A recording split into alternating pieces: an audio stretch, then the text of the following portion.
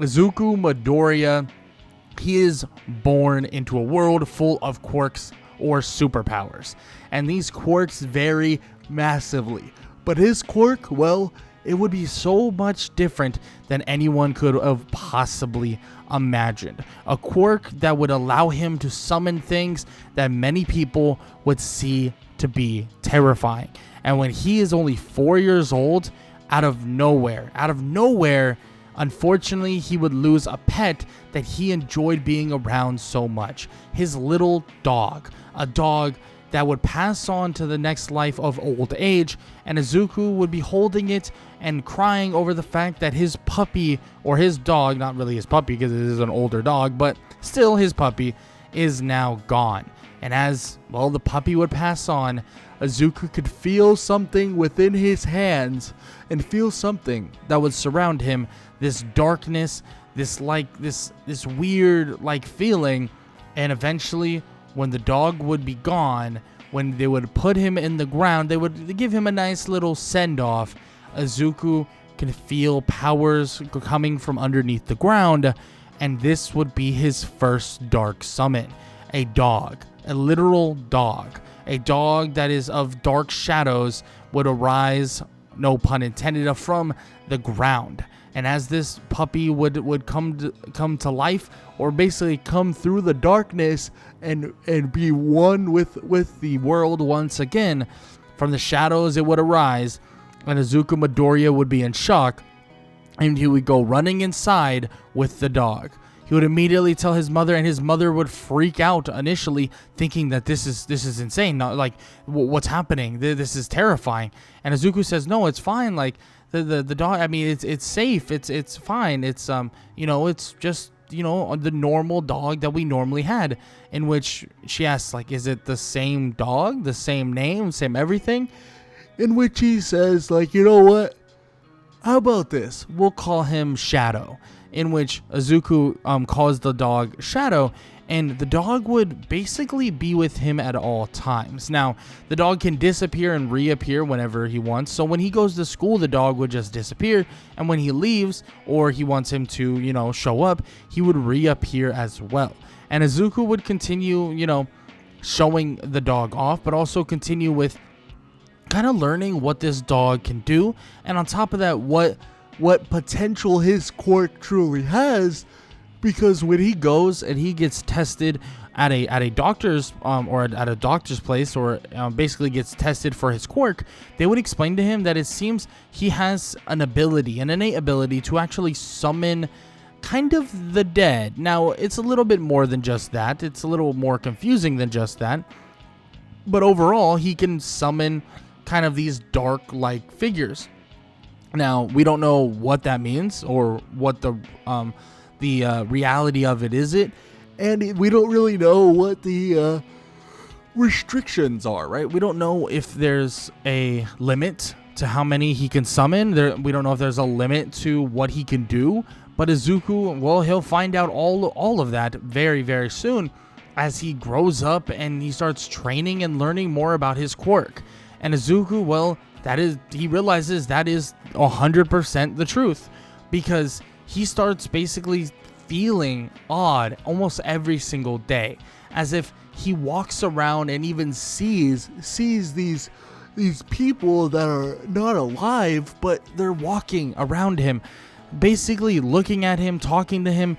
But Izuku, well, he doesn't know what's real and what's not to an extent. He doesn't know if they're dead, if they're not dead, or anything along those lines. But overall, he feels like he could really do some good with people or with anything that could, potentially be used for the greater good in general. But Izuku, well, he sticks to his single dog Shadow. And, well, Shadow continues to impress as Izuku basically tests out his powers. Throughout the years, he tests out his powers, what Shadow's capable of, what he can do, and he sees that Shadow is not only insanely fast, but he's insanely strong, being able to break over entire trees and bite through trees in one foul swoop. It's pretty damn insane. And he wonders that this might be his way to be a hero. This might be his way to be the hero he seeks out to be so heavily. And yes, that would be the case. Izuku Midoriya would be preparing for his eventual arrival in terms of becoming a hero or being a hero student at UA High School. But there's a lot to prepare for. There's a lot to do. And, well, a lot of those things that he has to do is train, prepare, study, all of these things, all the way up until close to the end of middle school, where his teacher would be talking to them about how, yeah, you know, I know a lot of you would just want to be heroes and blah, blah, blah. And that's exactly what Izuku wants to do. And Bakugo, well, he would make fun of him, saying that, what is he going to do? I mean, seriously, how is he going to be a hero if he just has this small, shadowy dog? What is that going to do for him? In which Izuku hears this and thinks, he's right. What is it going to do for him? One small dog? I mean, that's it? I mean, what else is he going to do? How can he be better? What can he do to make himself better? In which he doesn't know the answer to that. He has no idea the answer to that question, but he knows that he has to work hard, train hard, and prepare himself better than he's ever prepared himself before. So he would leave the school wondering that day, walking under a bridge, thinking to himself, what does he have to do? What can he do? What are the possibilities here? I mean, seriously, is there anything he can possibly do to actually get himself, to the point where he has the potential to basically be the hero he knows he can be? And, well, he doesn't know necessarily what to do and what to follow, but as he's thinking about these things, he's eventually and immediately kind of confronted by the sludge villain. The sludge villain begins attacking them all. The sludge villain begins to attack attack him in general and tries to take his body, saying that he's trying to take his body basically to run away from somebody. And he wonders, who's he running away from? What's happening? He doesn't know what's going on, but all he knows is whatever this creature is, it's trying to grab him, kill him, or take him over. And he refuses to let that happen. He summons his dog, and his dog begins to attack him, attack the creature, or attack the sludge villain. And it seems like it's working to a certain extent. The dog is like taking chunks out of the sludge villain, taking it down, and trying to give Izuku time to get out of there. But the dog seems to be losing to a certain extent, and Izuku continues running away. And as he gets far enough, he tells Shadow to go away, to hide. And as Shadow would jump back into the ground, hiding away, Izuku would be far enough away from the sludge villain, and luckily enough, because a giant punch, a Detroit smash, would immediately smash the sludge villain into little pieces, sending him flying everywhere. And Izuku would be in shock to see that it's All Might. All Might himself has arrived, and All Might is now allowing him and basically here to basically save the day. And Izuku asks him, what's going on? What was that thing? And blah, blah, blah. In which he basically tells the kid, everything's all right. I mean, it was no problem. He took him down, and he just needs help cleaning this thing up. So he helps clean up the area, clean up the sludge villain, and they put him in bottles. And basically, Izuku asks, is the sludge villain, is he dead? In which All Might says, oh, no. Sludge villain is very, very durable, it seems. And it seems like he just lives through basically everything. So no, it's not dead. In which Izuku is like, oh, okay, that's good. In which he asks Izuku, how was he able to get away? In which Izuku shows his shadow dog, or shows Shadow, and basically shows All Might the dog, and basically says oh, it was because my dog was able to fend it off for a little bit and he was able to run away. In which All Might thinks, whoa, that's a pretty interesting kind of thing, a pretty interesting kind of quirk you have there. In which Izuku says, yeah, it's like a summoning type of quirk. He doesn't really know too much about it and doesn't know a ton more than just this, but it's definitely something. In which All Might tells him look, you have all the potential in the world, then if you're just scraping the surface and scratching the surface of what you can possibly do. So just be prepared for anything that comes your way. In which eventually All Might would jump off and Izuku would be embedded with just a new kind of sense of like, whoa, you know what? Like this right here is something that I'm going to be prepared for. So he takes the 10 months that are up and coming all the way up until the UA entrance exam to prepare himself, prepare Shadow and himself. They train together, they work hard together, every last bit, they do everything. And he tries to just get every last aspect he possibly can of his powers to arise to the surface, but frankly, it's just not enough. He doesn't understand everything. He doesn't know what's going on, and eventually, though, he would figure something out, because you'd be training with Shadow, and he would wonder, how would you protect him, or how would Shadow protect him if he wasn't, like, you know, if he wasn't able to actually defeat the villain that was in front of him? Maybe him and Shadow can combine in some sort of way. Shadow being able to embed himself on top of Izuku like some sort of wolf-like armor or some sort of like dog-like armor. He doesn't know. Like, that's kind of insane to think about. But he does see Shadow getting stronger day in and day out.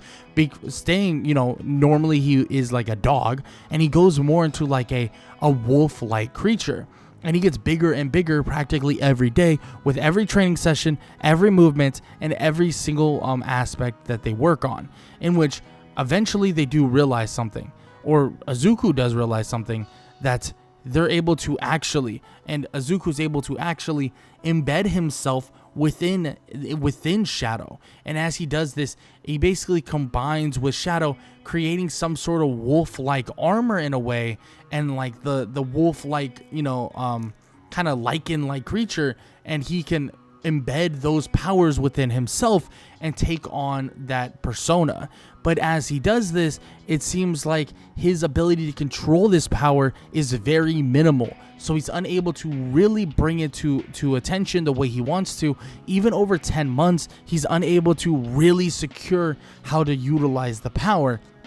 But nonetheless, it's something that he'll work on throughout time, and something he'll continue to work on. But for now, he has a literal wolf by his side, a shadow wolf that can help him with literally anything. But what he didn't know is that eventually, when he gets in or tries out for his UA entrance exam, this would be more than you can imagine, because he would immediately start out with, how is he going to do this, right? How is he going to do this? And his first thought, obviously, after doing the original portion, where it's the written portion of the exam and stuff like that, his next thought is, how does he destroy these robots? How is he going to destroy these metal robots? Which he hopes that Shadow is going to be strong enough to do so. Yes, he was able to break down trees and stuff like that, and yes, he's grown in strength, but he doesn't know. He doesn't know as a guarantee. He doesn't know for sure if he's going to be able to do it. So he's coming into this hoping for the best.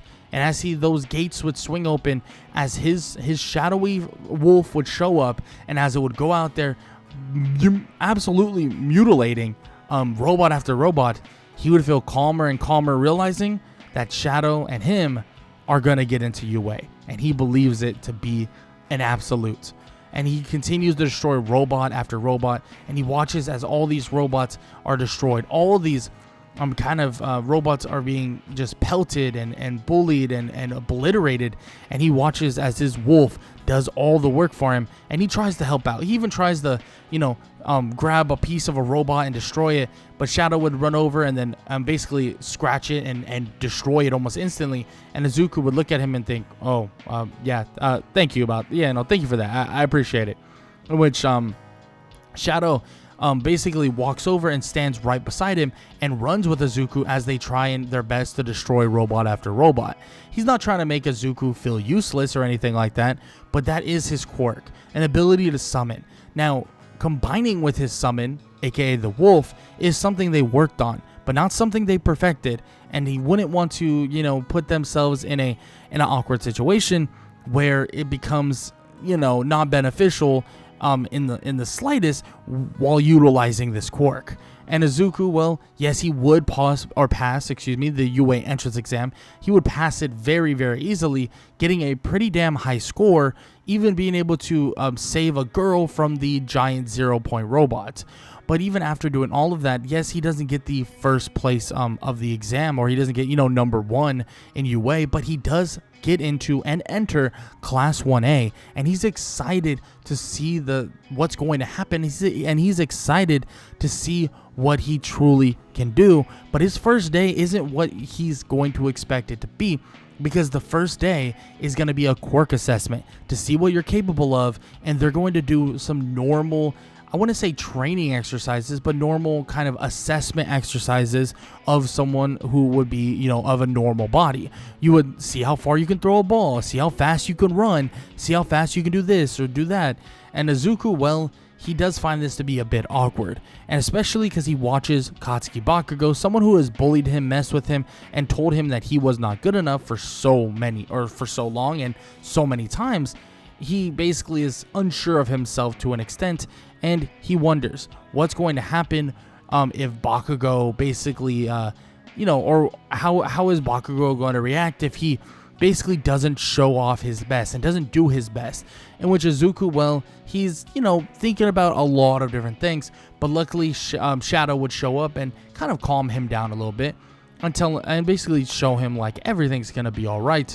And Izuku would throw the ball as far as possible, but he would throw it kind of like a, not very far, right? He wouldn't throw it very far. Now, everybody would think, oh, this is going to be so fun. It's going to be so awesome. The quirk assessment, blah, blah, blah. But Aizawa, he's not thinking that way. And he tells them that they shouldn't be thinking that way. So he tells them all, whoever gets last place will be expelled. But last place isn't going to Izuku. Because when they have the speed test and they have, like your side set, your strength test, Izuku is able to either ride on his actual shadow wolf or kind of, dark summoned wolf. And he's able to kind of show off that speed and the capabilities of his wolf-like companion. And everybody's thinking like, whoa, that's pretty damn awesome. And yes, he doesn't get number 1 in this exam or this quirk assessment, but he shows to everybody that he is no joke and that his quirk, I mean, it's pretty damn impressive and doesn't have the same kind of back draws or kind of the same drawbacks, excuse me, I don't know why I said it like that, the same drawbacks as someone like Tokiyami, but still can show off the power that he or his shadow is truly capable of. And after it all said and done, Aizawa, reveals that it was some sort of a hoax, but also reveals that they have a lot to work on and a lot to do in the long run. And this would lead to Izuku not actually being able to leave immediately, being confronted by Tokiyami. He asks him a bunch of questions about his shadow, about this, about that, in which Izuku basically tells him what occurred, in which he asks him, is he some sort of like necromancer then? In which Izuku says, well, he never really thought of it like that, but maybe? He doesn't know.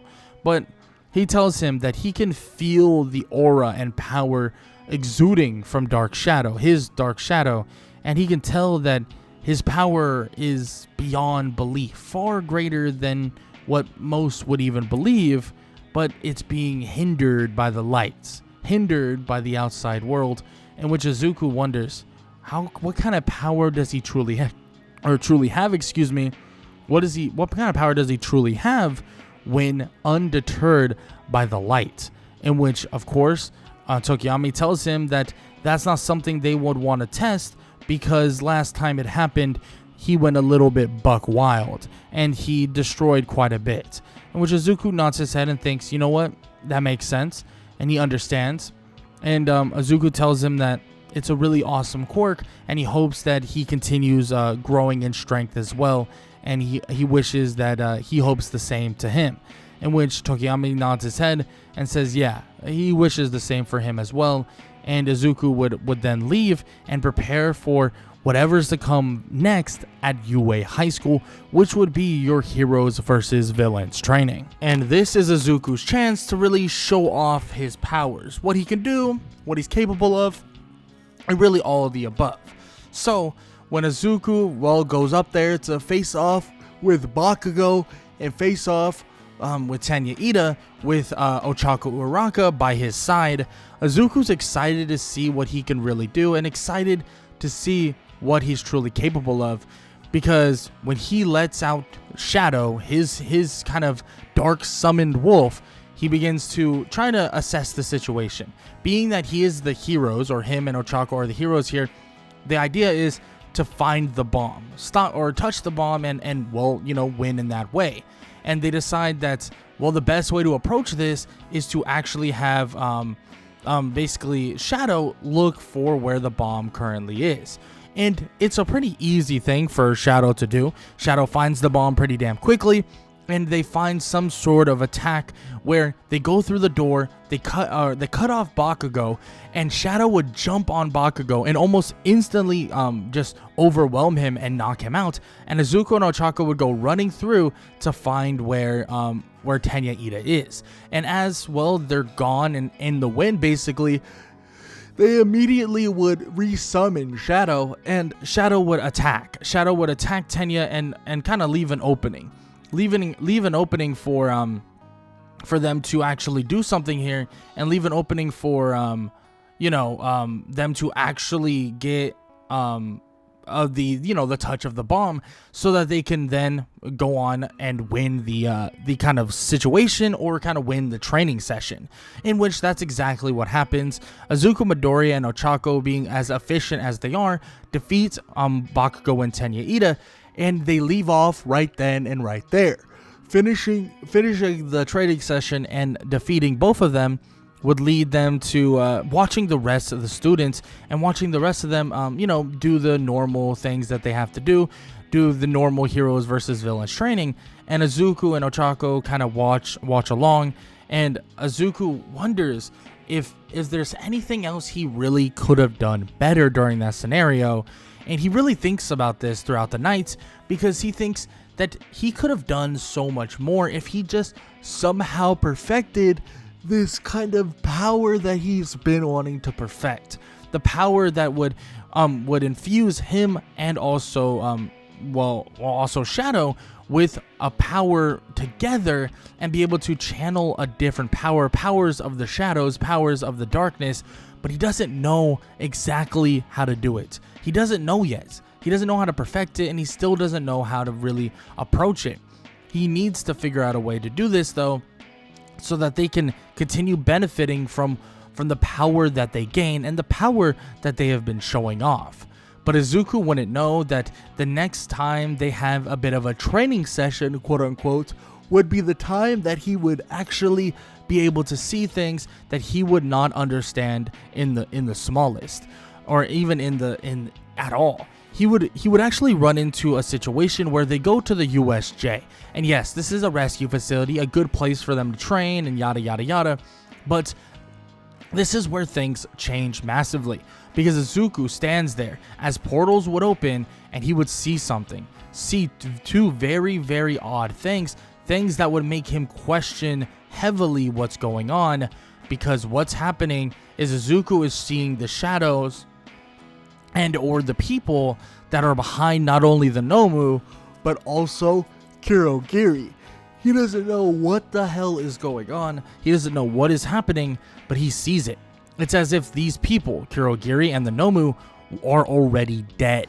He doesn't know how to explain it, what's happening, and what's even going on, but he's realizing quickly that something happened, that something is going on, and that's something that they didn't realize is currently occurring. And well, that right there is the case. He realizes pretty quickly that these two right here are actually, well, passed on. These two right here are actually being kind of controlled in a weird way, because they aren't actually living. They aren't actually necessarily alive, and it seems very, very interesting. Izuku, before he could really react, would kind of get sent off to a different place, sent off into a lake of some sorts, where Asui would save him and drag him out of the water, and he would immediately summon his wolf, or summon Shadow. And as he does, Shadow is able to basically jump them all the way across the water to safety. But Izuku still wants to know more about what these two creatures are and what is currently happening. Because these creatures, or these people, are dead. But how? How are they standing? How are they continuing moving? How are they speaking? Or, well, one of them speaking, but how does any of this even make sense? But then he realizes this is something that they came up with. Maybe it's some sort of scientific thing that they did. Maybe it's a science kind of experiment that they ensued, and it seems odd to think about, but he thinks that has to be the only answer. That has to be the answer to what they are talking about, has to be the answer to what's going on. And that right there is 100% the case, because Izuku begins to feel the shadows, begins to understand them, and begins to really, really, really seek out what's going on. Sending Shadow out there to help Aizawa, as Aizawa takes on many different villains, and Aizawa does his best to fend off the other villains and or defeat them. And this would lead to Izuku helping out well with his summon, right? He would help out with his summon, and Izuku would, look for openings to try to do something, and eventually he realizes that he can take over and control, to an extent, the two people there, Kirogiri and the Nomu. As he sends out Shadow to defeat a ton of the villains, and as Shadow does just that, he would then basically start messing with Kirogiri and the Nomu, making it so they're no longer actually even doing anything. They're no longer even really moving or interacting. Izuku messing with the mind of both of them, seeing that the Nomu is a lot easier to get intact with, and begins to actually control the Nomu. The Nomu would then start changing. Instead of being the normal Nomu he would be shrouded in shadows, in darkness, as the darkness would cover all over him, and he would become some sort of shadow-like Nomu. And Izuku would be standing there, and he would realize quickly that the tides have turned drastically, controlling the Nomu and telling him to basically disappear and reappear next to him, and he would do just that. He would tell the Nomu, still calling him Nomu, and telling him to go after the villain right there. The villain with the hands on his face, and the villain that looks like he needs some chapstick. And he would go flying or, jumping at Shigaraki, and he would crack him over the face, knocking Shigaraki out in an instant. Kirogiri, on the other hand, is starting to look for an opening, is about to try to, teleport them away, but out of nowhere, he can't move anymore, like at all. Izuku is stopping him entirely, holding on to that aspect of him that is no longer of the living. And Izuku is telling him that he doesn't want to do this. He still can be a hero. He has seen into his mind. He has seen into the ideas and the mind and who he was before. He knows that he once was a hero, an aspiring student trying to be a hero, but he died. He passed on. But he can still live on through his shadows. He can still live on through the darkness, in which he tells the guy, and he then calls him something, and this would shock even Aizawa, and he would tell him, "You can still live on, Oboro." In which immediately Aizawa is in shock. What are you talking about? That doesn't make sense. Oboro, I mean, that doesn't make any sense at all. In which Izuku basically is looking at him and tells him, like, look, you can still be a hero. You can still be that hero. In which, of course, Izuku is trying to plead with him while he's trying to, keep him under control.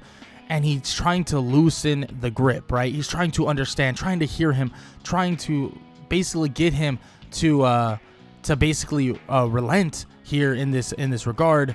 And this is just enough time to eventually give them an opportunity to actually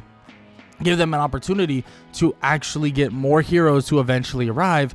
And Izuku holds Kirogiri still, and he tells him those shadows that surround him now, they don't have to be for evil, they could be for good. In which eventually, when Shigaraki gets captured and Kirogiri's about to get captured, shadows would surround him, and he would immediately dissolve into nothingness, and Izuku would be in control entirely of the darkness that is basically a new summon in that of Kirogiri, in which he tells Aizawa and tells everyone that Kirogiri, was gone. He was dead. Whoever their friend was, Oboro, and as a conversation would ensue way later on too about Oboro, he would tell them that he was gone, and he apologizes for this. But he could still get some information from Kurogiri, as he would then show Kurogiri and basically make him appear, and he would tell him, or Kurogiri would tell him, in even the slight voice, but a distorted voice of Oboro, telling him everything that they know about the League of Villains, about All For One, about every aspect you can think of. And Izuku, well, he's thinking like, wow, this is pretty crazy that they're using people that are from the dead, using people that are literally dead. In which Izuku thinks about himself and thinks to himself that, well, he's kind of the same. He does the same thing, but does that make him a villain? And it makes him question pretty heavily if it does make him a villain. But even Aizawa would reassure him that he is not a villain. He is a hero, and he is someone and someone that is giving these people that are passed on a chance to reconcile and a chance to really help out those who are in need. And he can continue doing that over and over again. In which Izuku nods his head and says that he'll only use his powers for good, and he'll make sure that nothing bad comes of this. In which, with all this occurring, let's just say someone is watching. Someone is watching very closely. That is All For One. Wondering, watching, and considering everything that Izuku was doing. I mean, he showed powers that he never thought would be possible, and it seems like Izuku's powers have no limitations. They might even go beyond just those of the dead. Maybe he could create these dark summons without even having people that are of the dead. And these soul-bound kind of minions that he basically can create, connecting them to his shadows. And Izuku, well, he learns not too long from now, even before the UA Sports Festival, that he can create other shadows, but it just takes away from his own personal stamina and stuff like that. But for now, with the 3 shadows that he has, he can summon them whenever he would like, and not have restrictions at any regard. But the UA Sports Festival is going to be an interesting one, because this is when everybody would get to see the powers that Izuku is going to display. The powers of dark summons and the powers of creatures that are from the dead and living within your shadows. Because when Izuku would show off his first summon, his wolf, his shadow, his dark creature known as Shadow, he would hop on top of Shadow's back, and they would ride through the obstacle course race, and everybody would be in shock. What is that? I mean, it's like a shadowy wolf-like creature. It's honestly terrifying. What is he? Is he able to create these monsters? Is he able to summon these dark creatures? This is ridiculous. I mean, how terrifying is that creature? How terrifying looking is that creature truly? And Izuku is not even thinking about this. Izuku doesn't think about how the creatures look, how the creatures are, if they're terrifying, if they're scary, or any of the above. And he just goes. He just does. It's just been a part of his life since he was little, and he doesn't think much about it. But everyone else, they do. They are watching intently at what Izuku does, what he can do, and what he's going to do, especially as a hero, and especially in this kind of time, because they want to know what is he going to get up to and what is he going to do throughout this UA Sports Festival, and they want to see what he's truly capable of and what he can truly do. And Izuku would finish the obstacle course race in the top 5, not beginning number 1, but in the top 5. And this would lead him to still getting or being in a cavalry battle team with Tokiyami, with Ochaku Araka, Mei Hatsume. And honestly, it makes it very easy for them to actually defend, because Izuku just summons a version of Kurogiri that he still calls Kurogiri. But they would just place portals in the way of different people that would try to attack them, sending them back the other way that they were coming from in the first place. And Izuku, well, he continues to defend his team. It continues to defend his team, and well, he continues to speak with Tokiyami about the powers and what he can truly do in the near future, in which even Tokiyami, after the cavalry battle was all said and done, asked Izuku, is there a way that he can empower him as well? Can he empower Dark Shadow? In which Izuku says that he probably could, but he doesn't know how it would work. He doesn't know if it'll work out to the way he thinks it's going to work out. He has no idea. In which he tells him he doesn't really want anything to go wrong, so they should stray away from doing something along those lines. In which he nods his head. He's like, you know what, I understand, like, completely. That makes a lot of sense. I mean, at the end of the day, you don't want to have anything go too wrong out of nowhere. So you got to make sure everything is, A-okay to a large extent. So at the end of the day, they decide to stray away from that, at least for now. And eventually, the cavalry battle, like I said, would be over. And it's now time for the 1v1s.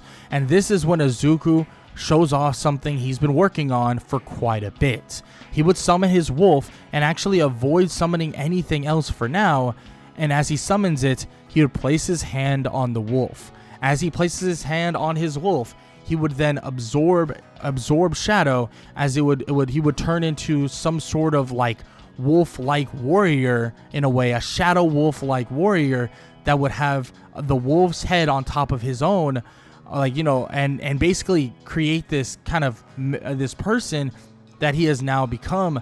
And he now takes on the powers of the wolf and the shadow wolf in his normal state of being, in his normal human state.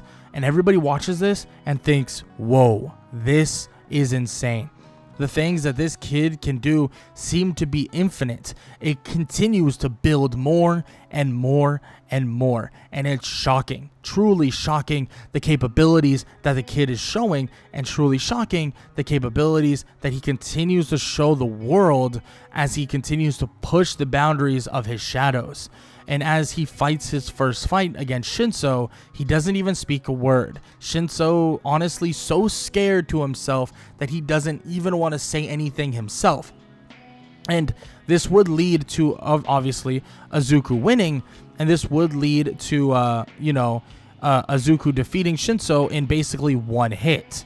And obviously, this would give Izuku a chance to go on to the very next thing, or the very next time,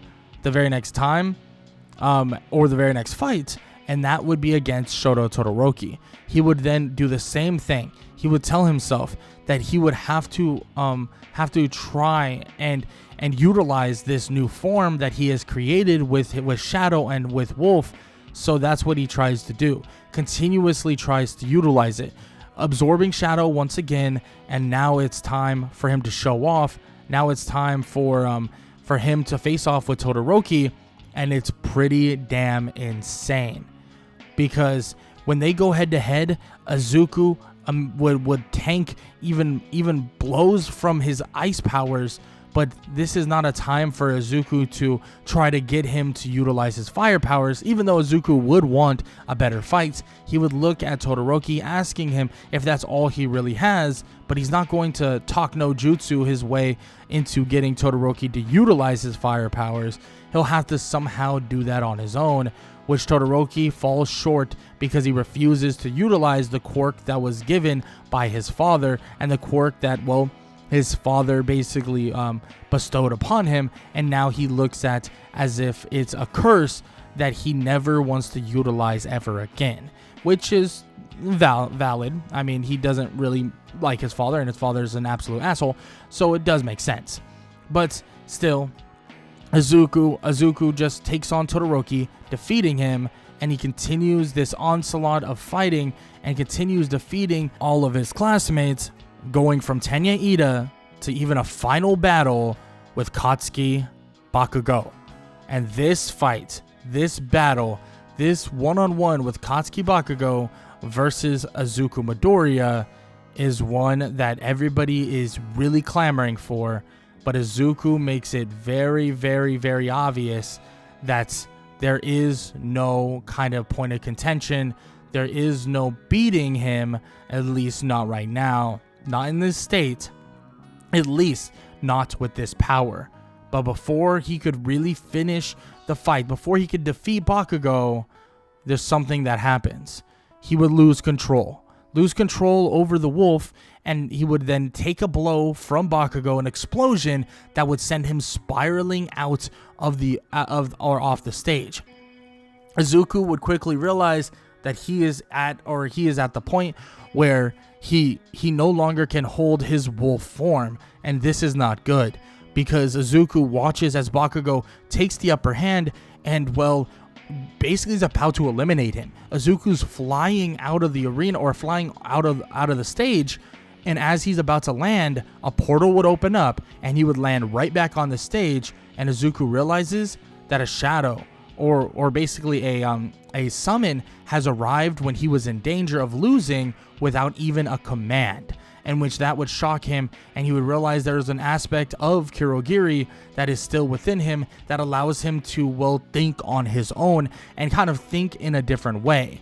Now, this is pretty amazing to look at and pretty amazing to think about, but a Kurogiri allows Izuku to get back in the ring, and Kurogiri, even a shadowy version of him, helps him defeat Bakugo, teleporting Bakugo out of the arena, and basically winning him the match, and winning him the ability to call himself the number 1 student in class, or in the first years, or also class 1A, which is pretty damn impressive if I say so myself, because at the end of the sports festival, there's a lot of people clamoring, a lot of people asking, and a lot of people wanting more of Izuku Midoriya, and a lot of people are curious what he can truly do and what he's truly capable of, because Izuku Midoriya's powers, his powers to summon and have dark summons, is something that is shocking,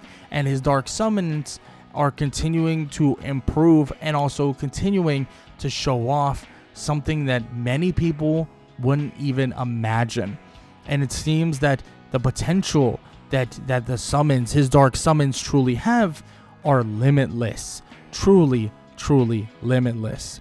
But for now, as he gets letter after letter, getting everybody from many different agencies calling his name, wanting him to come over and also train with them, or also kind of work with them to become an even greater hero, Izuku has a lot of different people to choose from for the internships, and a lot of people to really figure out who he should learn from. A lot of choices, a lot of things to be made, and a lot of choices to be made in general. And Izuku Midoriya, he has to make one. He has to make one that could change his future forever. But he has to be careful, because there are people out there, there's a person out there that is seeking out his power and seems to be wanting a chance to have a conversation with Izuku Midoriya. But Izuku Midoriya's choice is pretty simple. A pretty simple one for going to internships. He's just going to go to a high ranker or someone of a high level. And that's what he does. He goes to someone of a high status and a high level. And well, that person would be shocking, because that person would actually be Mirko, the rabbit hero, wanting to see more of that wolf-like kind of creation that he was able to make, combining himself with his wolf, making one of the most intense fighting warriors that she has really ever seen, and a training partner that she is dying to fight. So this is probably the best offer for him personally, especially because he wants to work on this form and hopefully master it. But with that said, that is where we're going to end part 1 of 2 of What If Deku Had a Dark Summoner Quirk. Izuku Midoriya is about to take on and or kind of go to the internship of Mirko. And this is going to be a pretty damn interesting internship, especially because when regarding Mirko, there is quite a bit of things to go on. Because Izuku, well, he wants to learn how to utilize that shadow wolf form that he's been trying to figure out. But at the end of the day, it's been a very difficult task for him. The longevity of it, the stamina of it, and every aspect of it seems to be getting more and more difficult, and seems to be just getting flat out harder than he thought it would be in the first place. So he wants to learn and figure out if he can even stretch the boundaries of that same form. So for days on end, he would train with Mirko. Days and days and days. That's all they would do, is train with this form. He would get some rest time, he would try to recollect himself, and then he would train more and more and more. It's insane the progress that he is making, but it's not like he is learning anything new necessarily. He's just kind of learning how to kind of uphold this power that he's trying to utilize, trying to uphold the power that he's trying to come up with. And Izuku, well, he's having a massive benefit from this, but he's actually far away from something that he doesn't know or didn't know that he could have been involved in. And that is a very, very bad thing in Hosu City. But what he doesn't know is that he gets a warning of this pretty damn soon. He gets a warning of this, and he doesn't understand where it's necessarily from, but he feels this presence of multiple people or multiple creatures that are of the undead variety, and it seems to be calling to him. He tells Mirko that in a location not too far away, it seems to be near Hosu City, there seems to be quite of an invasion of a ton of different Nomus and a ton of different evil-like creatures, in which he thinks that, well, let's go check this out. Well, they would go check it out and realize that there is an actual, absolute catastrophe going on as they speak. So they head over there and they try their best to do something about it. They try their best to kind of handle it to an extent. And Izuku even comes across the hero killer, but also also Tenya Ida, his literal classmate. His classmate about to be killed. And it's a shocking event. But in one foul swoop, Izuku is able to save his classmate Tenya Ida, and mostly save him with the usage of his Shadow Nomu. And as he sends his shadowy dark creature at the hero killer can't even necessarily keep up with the creature that is made to be as strong, if not, well, at least borderline as strong as All Might himself. And this is a pretty damn impressive feat, and the hero killer is in complete and utter shock at how this type of creature even exists. I mean, it is taking hits, any hits, it's not bleeding, and it is beating the absolute crap out of the hero killer, eventually leading to the hero killer getting teleported away into a prison cell and, well, locked away forever. And on top of that, well, Izuku saves his friend Tenya Ida from certain harm. Now, of course, we know that basically Todoroki would not be here most likely, just because he didn't actually utilize his fire side during their fight, eventually kind of meeting up or going into playing or being a team, quote unquote, or kind of going into an internship with his father. But that obviously doesn't happen. So we have a save from Izuku saving Tenya Ida, and this would lead them to actually having to get rid or stop the internship short because of the events that actually occurred. Now, with everything occurring and everything that's happening, Izuku and many others are still preparing for whatever's to come. And what's to come is the actual final exams. Now, the final exams isn't going to be a difficult thing for Izuku. Not really at all. He's pretty good at studying, so the written portion should be easy. But then when he goes up to actually face off with the practical exam, he actually has to face off with All Might. Yes, All Might. But guess what? This isn't just your typical run-of-the-mill face-off with All Might. This is a 1 versus 1. Well, sort of. Because Izuku would start a 1 versus 1 against All Might with his Shadow Wolf creature, where he would combine himself with the creature and they would take on All Might together. And with the help of, well, Mirko's training, it seems like he has gotten a lot better, like quite a bit better, more than most people would even imagine. So he's pretty damn impressive in the actual fray of fighting, and he's also pretty damn impressive when fighting these people. And it's pretty crazy to see, or pretty crazy to see how well he's keeping up with All Might in this new form. And the fighting style, it's so similar to Mirko that everyone even begins to point this out. Everybody begins to point this out. It's just insane that he's able to keep up with All Might to an extent, at least in this form. But eventually, All Might punches him so hard that the form breaks, and Izuku tells All Might that that isn't even his strongest being, that before he actually even arrived at the USJ, well, there was a creature that was supposedly there to actually kill him. A creature that was supposedly as strong as him, in which All Might tells the kid to bring it out, show him what that thing could do, in which Izuku says that a shadow creature version of it means they're even stronger than normal, so he better be prepared for a fight. In which Izuku would send out the Nomu, the shadow Nomu, and everybody's in shock. That is the creature that they saw before, but it's a different version. Might even be more terrifying this way around. In which Izuku would basically tell the Nomu to defeat All Might, but do not kill him.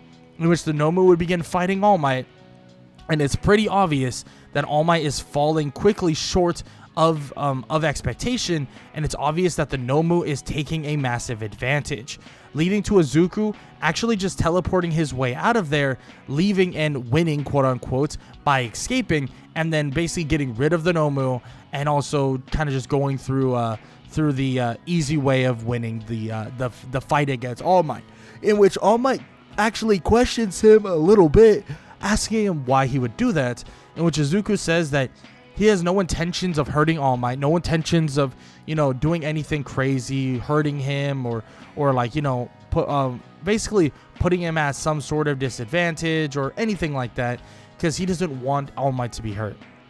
He doesn't want him to, feel like he's getting hurt or something along those lines. And he knows that All Might is just, trucking along. All Might is just working hard. And All Might is a real hero, and the last thing he wants to do is have All Might be hurt, right? So he wants to not, lay off the pedal a little bit in terms of actually fighting All Might, especially when it was shown right then and right now that creature would have been able to take him down if he was allowed to continue on fighting him. And that's the last thing Izuku wants, is for All Might to get hurt more than, well, he basically could have, or more than he should have. And Izuku just makes this very clear to him, and All Might respects this. He thinks, you know what, thank you very much, like blah blah blah, all that stuff. And this would lead them to the forest training camp. And the forest training camp is always a good time for training, unless you get invaded by actual villains, which it is a little bit awkward, but they do lack a little bit of the manpower. But they decide to actually send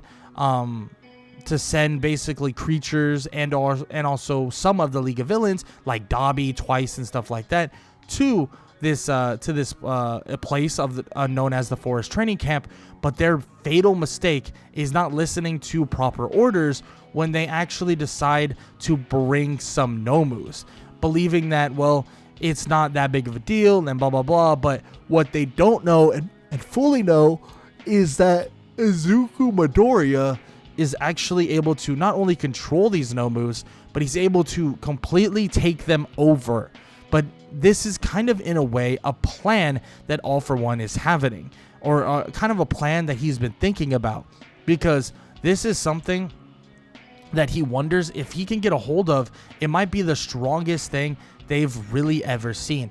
If they can get a hold of the powers that Izuku Midoriya is showing off, if they can get a hold of the strength that he is portraying, I mean, this might just be one of the most insane things, one of the most potential based things that they have ever possibly dealt with.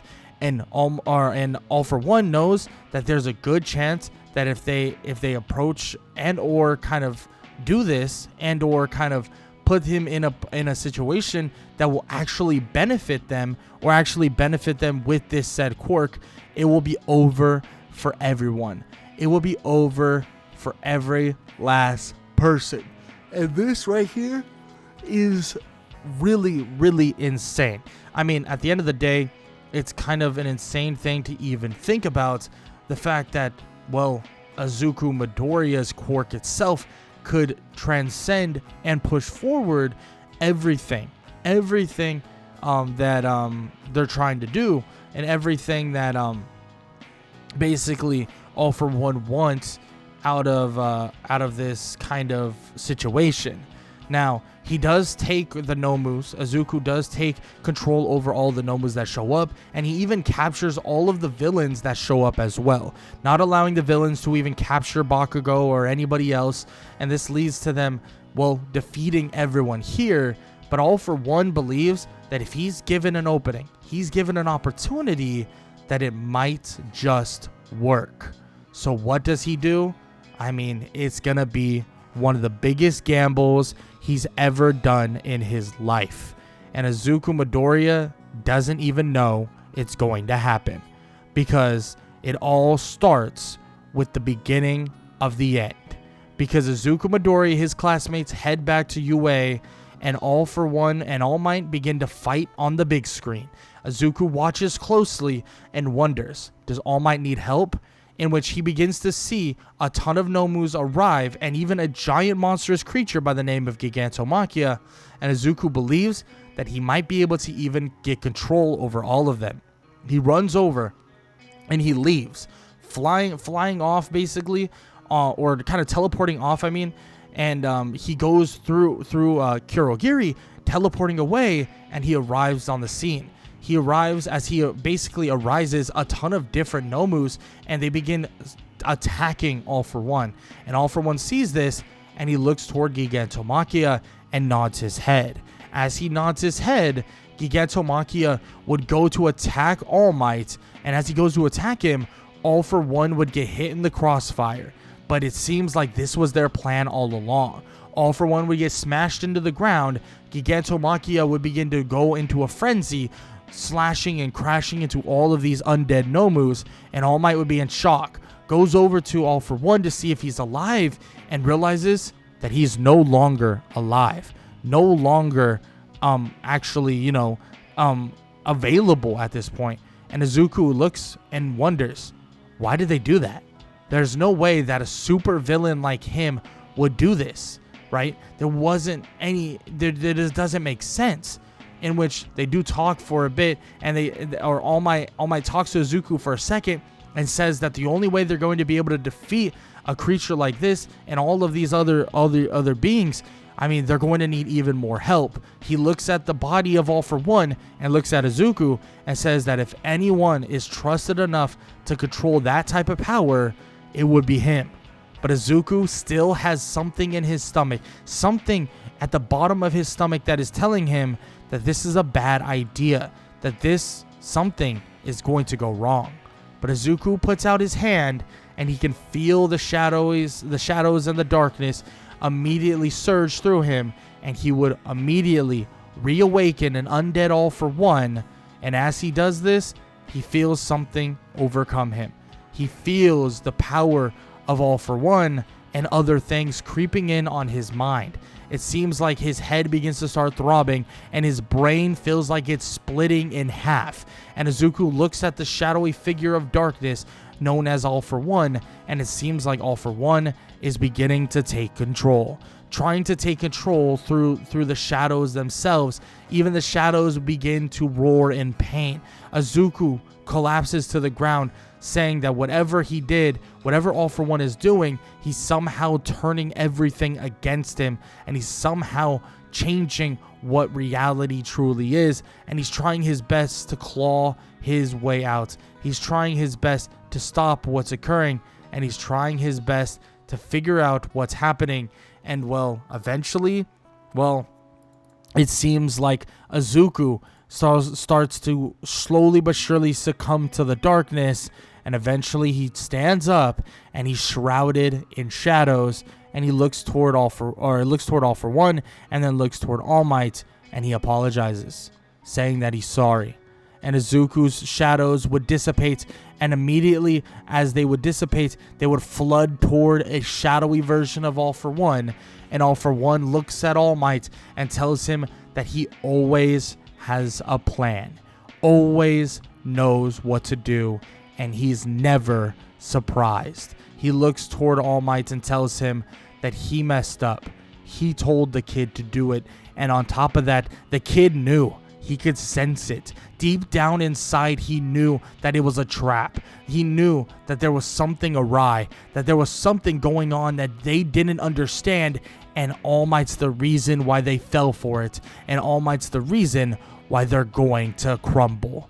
In which All For One would begin his absolute army of Nomus, changing them all into the undead shadows that Izuku could create, and now his creations are becoming even more powerful, and that even includes Gigantomachia. The creation of Gigantomachia into a shadow dark-like summon is now beginning, and it's now seemingly going to be a dark time for this world and a dark time for Japan themselves. He begins to awaken an army of Nomus, and they have a vast amount of them, and heroes come out of the woodworks trying to stop it from occurring, trying to do something to stop what's happening. And well, All Might fights till his very last breath, fights to the very last minute, but eventually when he falls on the ground, laying there lifeless, he would stand back up, shadows covering him, and he once again would stand there. Once again would stand tall with his fist held high, but then he takes one thumb and points it to the ground, and as he points his thumb down, everybody sees it. This is what All For One was trying to do. This is what they fell into, and this is because of a simple mistake. What they thought was the potential of Izuku being one of the greatest heroes has now given one of the greatest villains, if not the greatest villain, the strongest power they've seen in a while.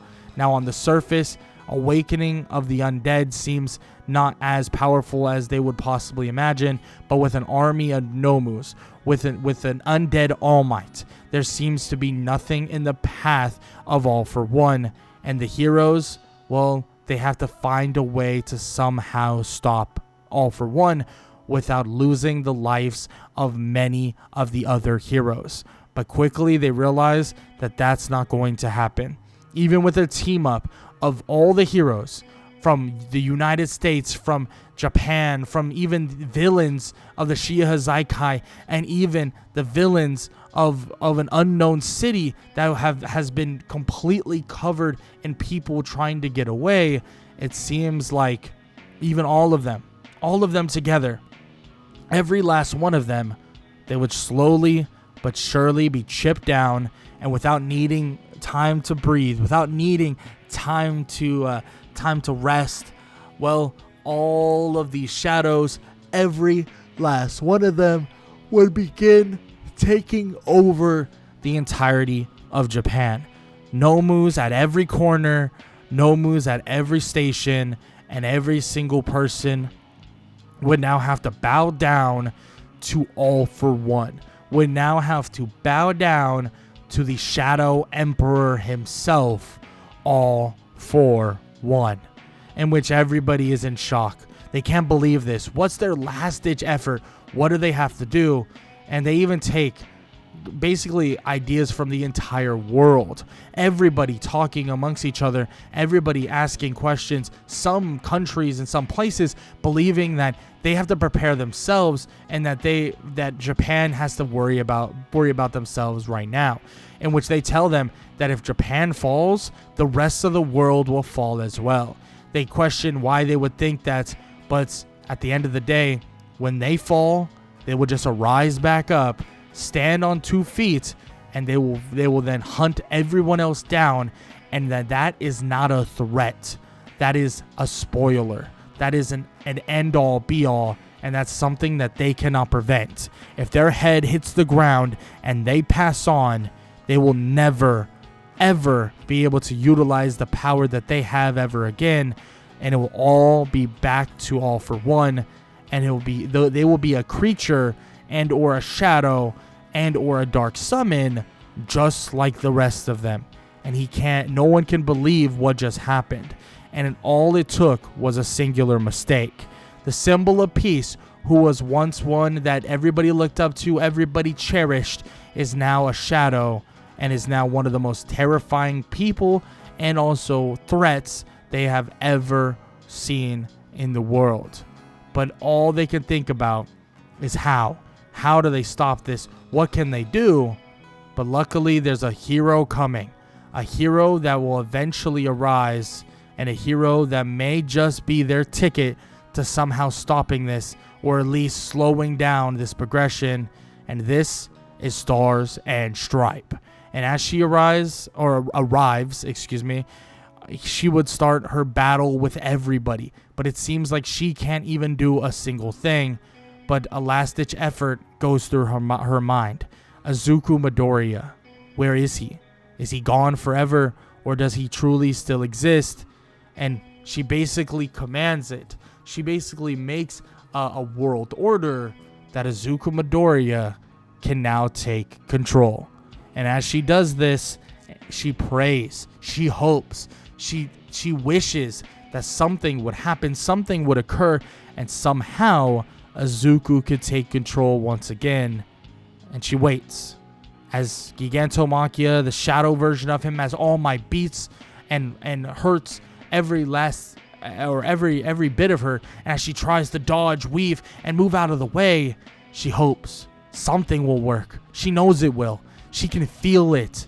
Izuku Midoriya, it's time to wake up. All For One would laugh at her face, saying that Izuku Midoriya is no more.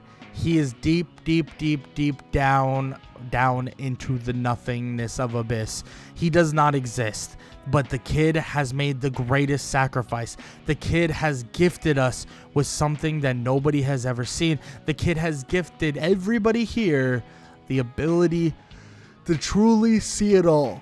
The ability to truly be great and to truly change everything that is in front of them. And, well, let's just say Star and Stripe will stand there and say that there's no way. He has to be there. There's just no way he would let up, and there was just no way that he would give up such an opportunity. And Star and Stripe would call his name once more, and then he would appear, and Izuku Midoriya would begin to show. Shadows surrounding him entirely, but his green hair slowly peeking out, his eyes green as could ever be, and Izuku Midoriya, with his little smirk, would smile, and he would tell her, "Thank you," as he would raise his hands, and as the shadows all around them would begin to explode, as they would now be let go back into whatever they were, and as this is the end of every last one of them. Izuku would explode, Gigantomachia, as he falls over and passes on. Nomu after Nomu, unable to even move, brains completely fried and gone into a different existence. All For One watches this as he collapses to the ground and perishes as well. Same with All Might and many heroes that fell short of trying to defeat them. And soon, Izuku's shadows would uncover him, and Izuku would have a full smile on his face and tell Star and Stripe that he's happy that they were able to be a hero, that he was able to be a hero one last time. The shadows would erupt, and so would he, as they would all collapse to the ground, heroes, villains, all alike who had been taken into the shadowy abyss, and he would lay there on the ground, not out cold, but gone. Izuku Midoriya, gone. The kid with endless potential, with powers unknown to the world, has now been defeated and has now passed on to the next life. Star and Stripe would stand there and would even salute him and would tell the rest of everybody in Japan that the war is over. But there's so much more to do, so much more to deal with.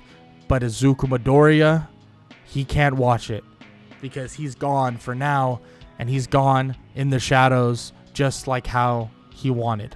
Izuku would be absorbed within the darkness itself, his body no longer even existing on this plane, and everybody is watching, everybody is in shock, and everybody wonders, what was all that? Truly, it seems like they lost so much today, but it seems like they gained so much as well.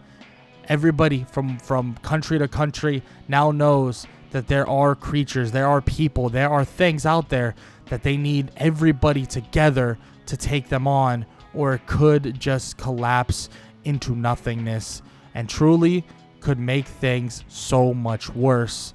And it basically tells the world that if they don't come together, there might be a villain, might be villains, and might be a person that might arise one day that will shut down and destroy everything that they have created. But yes, Izuku Midoriya's impact on the world might not be what he wanted to be or wanted it to be in the first place. But he now knows, even when he's gone, that at least the world will be a little bit more prepared for something else that could arrive. But for now, this is the end of the story of What If Deku Had a Dark Summoner Quirk.